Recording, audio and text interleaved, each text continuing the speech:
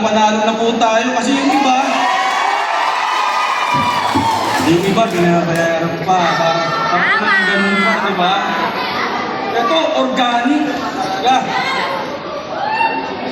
At pasalamat din ako, napunta ako dito sa kampo na to dahil mabubuti po sila, lalo-lalo sila, attorney Erta natin. Pinaglalaban na tayo. Ang sabi ng iba, walang plataforma. No? Walang plataforma at posible yun. Kailangan talagang unahin natin ang tubig. Di ba? Para pati yung mga investor dumating po dito dahil mayroon pang negosyo kung walang tubig sa atin. No? Di ba? Ito na ho yung aking plataforma.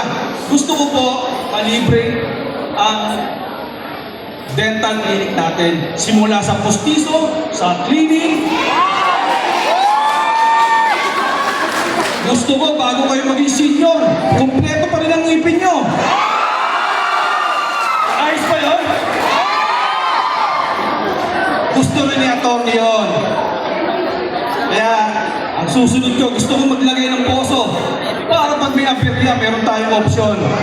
Para pag wala pang hanap buhay, pwede tayo makalipid ng paggamit ng tubig. Okay ba sa inyo yun?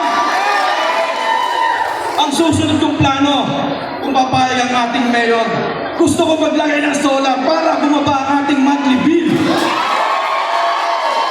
Gusto niyo ba yun? Sigurado gusto ni mayor yun.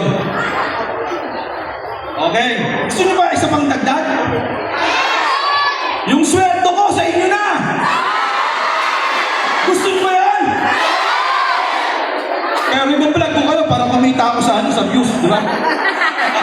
Okay, yun lang po. Maraming salamat po. God bless. Ayan. Muli maraming salamat. Councilor Joseph Pro, number 7 sa balota. Ayan. Ayan, mula sa District 2 number